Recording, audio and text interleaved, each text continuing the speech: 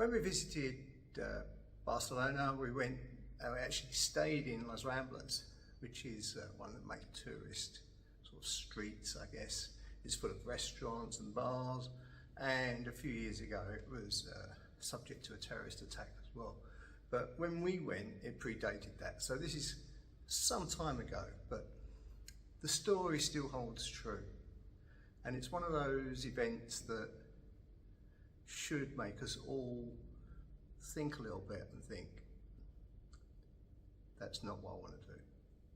So we were sitting out at a cafe, just me and my wife, beautiful sunny day. We were sitting there just having a drink and a little snack, I think.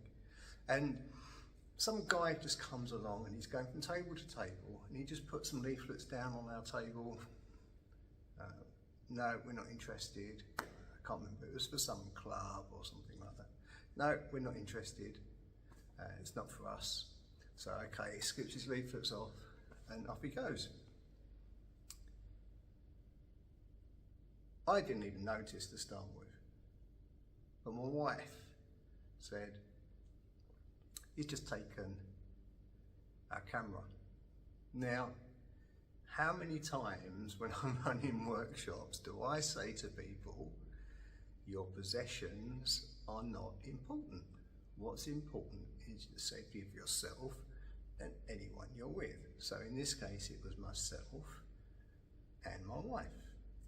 So the camera was really worthless because, you know, it's not even around today, which is X years later, okay?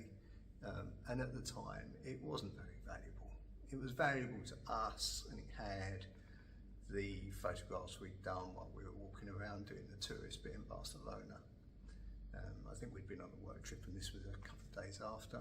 So it really held no real monetary value.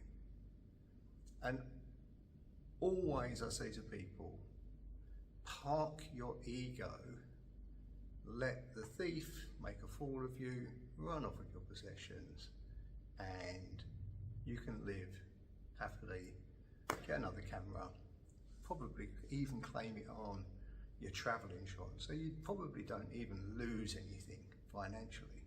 It's just a few photos.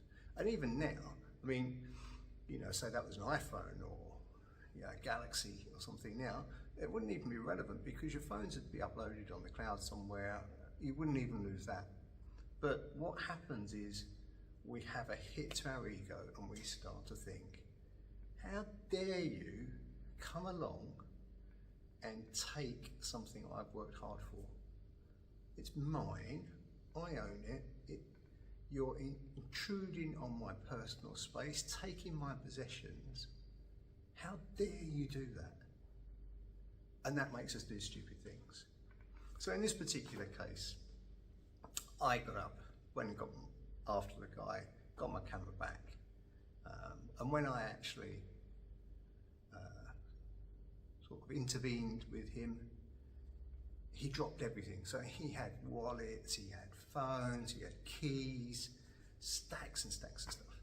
Now I know from the training I do that in most cases, that person who works that type of street normally has one, maybe two accomplices. Normally they're there watching their back, so they would see you going after them. They may intervene, or as you go off after person X, they go after your partner or the person you're with.